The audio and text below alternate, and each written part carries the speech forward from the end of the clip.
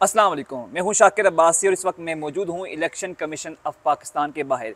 Election commission ने आज एक फ़ैसला दिया जिसमें कहा गया है कि पीटीआई के जो इंटर पार्टी इंतखाबात है उनको कलअदम करार दिया जाता है और 20 दिन के अंदर पीटीआई जो है वो इंटर पार्टी इंतखाबात का इनेकाद करवाए और 20 दिन तक जो है वो पीटीआई के पास बल्ले का निशान रहेगा। अगर इंटर पार्टी इंतखाबात नहीं करवाती तो 20 दिन के बाद उनसे बल्ले का निशान भी वापस लिया जाएगा। और साथ साथ इस फैसले की रोशनी में कुछ चीज़ें जो हैं वो कानूनी पहलू भी सामने आए हैं, जिसमें जो चेयरमैन पीटीआई हैं उनकी जो चेयरमैनशिप है वो भी ख़तरे में पड़ गई। साथ साथ अगर पीटीआई बल्ले के निशान पर इलेक्शन पे नहीं जाती तो उसका क्या इम्पैक्ट पड़ेगा। तो और दूसरी तरफ पीटीआई ने इस फैसले को जो है वो हाई कोर्ट में चैलेंज करने का भी कहा है। तो इन तमाम तर पहलुओं पर बात करने के लिए हमारे साथ आतिफ भट्ट साहब मौजूद हैं।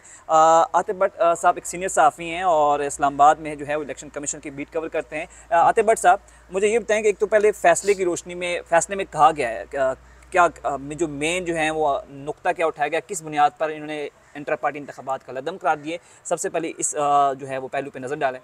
शाकिर, जो बेसिक होता है कि किसी की भी जो पार्टी होती है, सियासी पार्टी, उसका एक आइन होता है, वो इलेक्शन कमीशन में जमा कराया गया होता है और उस आइन के तहत आपने इलेक्शन करवाने होते हैं। 4 साल का पीरियड होता है कि 4 साल वो फिर उसके बाद जनरल कौंसिल का इजलास बुला के इलेक्ट किया जाता है।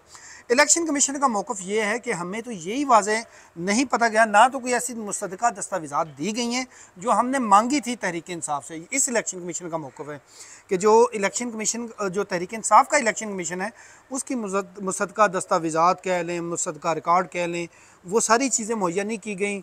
8 तारीख को इलेक्शन हुए हैं, 9 जुलाई को और 9 जून को हुए हैं या 10 जून को हुए हैं।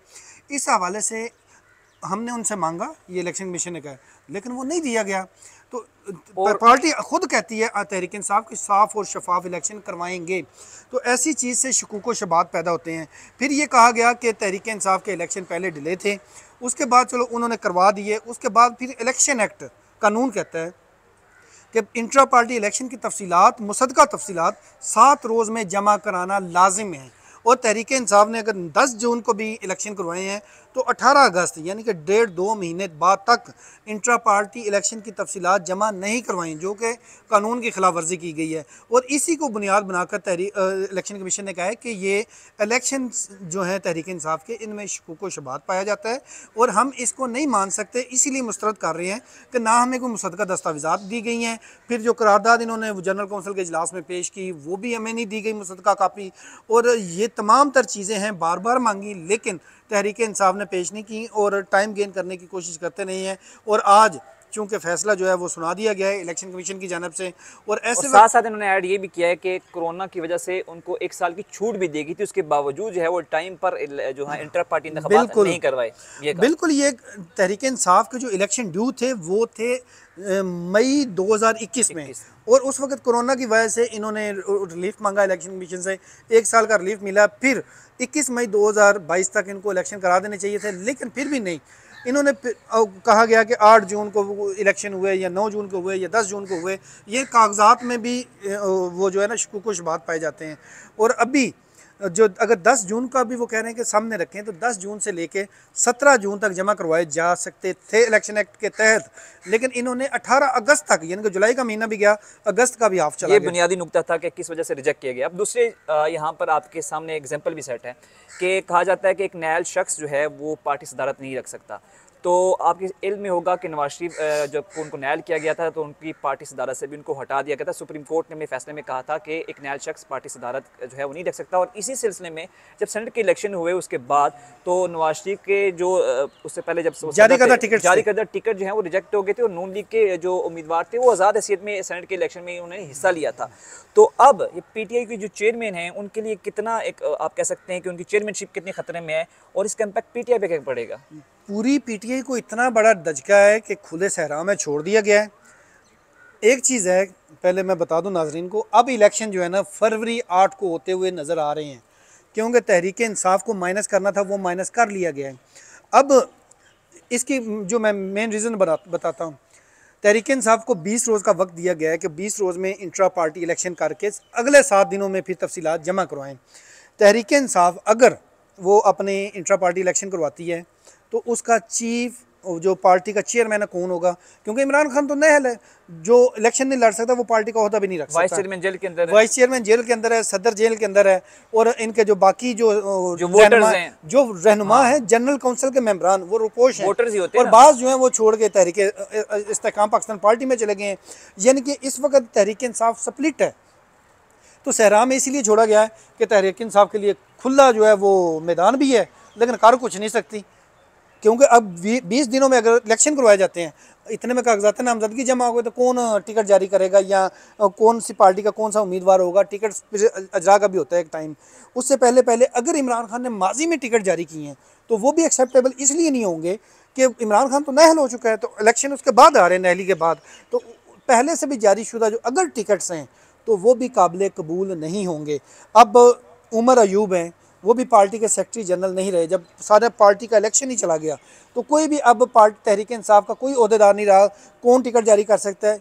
जहाँ सेक्रेटरी जनरल का इख्तियार होता है और चेयरमैन की मुशावरत से या जो बोर्ड बनता है, फिर भी नोटिफिकेशन या टिकट सेक्रेटरी ने जारी करना होता है, चेयरमैन ने जारी करना होता है। अब वो कोई ओहदा ऐसा मौजूद ही नहीं है, तो तहरीक इंसाफ का कौन सा उम्मीदवार होगा? जो भी खड़ा होगा वो आज़ाद ही खड़ा होगा और जीतेगा भी आज़ाद। वो फिर उसके बाद 3 दिन का टाइम होता है कि अगर वो किसी पार्टी में चला जाता है या हुकूमती साइड पे, अपोजिशन साइड पे, लेकिन उसको पीटीआई के साथ मंसूब नहीं होगा। अब तहरीक इंसाफ क्या करेगी? अगर इलेक्शन करवाती है तो चेयरमैन किसको सिलेक्ट करेगी? इमरान खान तो हो नहीं सकते, नाअहल हैं। और अगर नहीं करवाती तो दूसरा रास्ता है अदालत जाना। अगर अदालत जाती है, अदालत से रिलीफ नहीं मिलता या रिलीफ मिलते मिलते ताख़ीर होती है, तो फिर पीटीआई कहाँ पर खड़ी होगी? अगर इतने में कागजात नामजदगी जमा हो जाती हैं और उसके बाद कागजात नामजदगी के बाद 2-3 दिन स्क्रूटनी के होते हैं, फिर कागजात वापस लेने के होते हैं, इसी तरह तकरीबन 10 दिन बाद कर लें या 12 दिन के बाद आपने पार्टी टिकट जमा करवाना होता है। इतने में भी अगर अदालत से प्रोसेस मुकम्मल होता है या नहीं होता, तो तहरीक इंसाफ या अगर इंटर पार्टी इलेक्शन हो के एक्सेप्ट होते हैं नहीं होते, ये सारी चीज़ें जो हैं वो ऑन रिकॉर्ड आएंगी, तो उसके बाद जाके तहरीक इंसाफ को जो है वो पार्टी टिकट जारी कर सकेगी। लेकिन कौन जारी करेगा जब इलेक्शन ही नहीं होंगे? और अभी इमरान खान पार्टी टिकट जारी नहीं कर सकते, अगर किए हुए हैं माजी में तो वो भी इस वक्त रिजेक्टेड हैं। ये as it is Nawaz Sharif ने अपनी नाअहली से पहले सेनेट के टिकट जारी किए थे, पंजाब में जब सेनेट इंतखाबात थे, तो उसके जो जारी करदा टिकट्स थे उनको मुस्तरद कर दिया गया था, और फिर वो जो सेनेटर्स इलेक्ट हुए थे वो आज़ाद हैसियत में सेनेट के अंदर बैठे रहे हैं। दूसरा मुद्दा ये है कि अगर पीटीआई को कोर्ट से मतलब जो इस चीज़ फैसले को चैलेंज करेंगे, अगर फौरी रिलीफ नहीं मिला तो पीटीआई तो ना तो बल्ले के निशान पे इलेक्शन लड़ सकती है, जो उसके कैंडिडेट होंगे वो आज़ाद हैसियत में इलेक्शन में जाएंगे।